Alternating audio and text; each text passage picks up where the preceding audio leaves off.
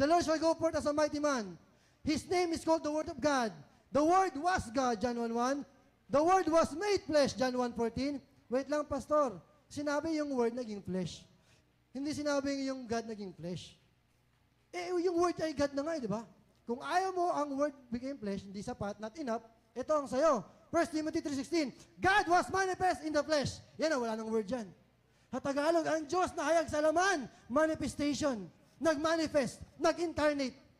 Pastor, hindi naman sinabing si Jesus yan. Baka ayan yung first God, yung first person. Hindi yung second God, hindi yung second person.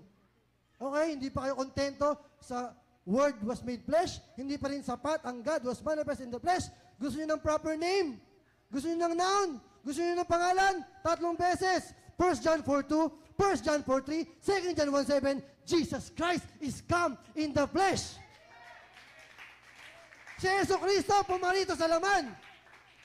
May mga nagsasabi, si Jesus tao lang, hindi sa Diyos. Kung si Jesus tao lang, bakit pa kailangan maging mas tao palalo? Tao na nga siya, magiging tao pa siya. Yung nagiging tao ay yung hindi tao. God is not man. That's why He became one. If Jesus is already a human, He cannot be a human even more. Hindi ka hayop, hindi ka halaman, ikaw ay tao. Pwede ka bang maging mas tao palalo? Hindi na tao ka na eh. Pero si Jesus naging tao kasi hindi siya tao lang. Siya ay Diyos na hayag sa laman. Lahat nagsabing, incarnation.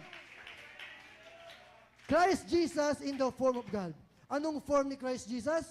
God. Si Yesu Cristo, nasaan yung pagka-Diyos? Anong anyo ni Yesu Cristo? Pagka-Diyos. But Jesus Christ was made in the likeness of man. Jesus Christ was found in fashion as a man. He obeyed, He endured until the death of the cross.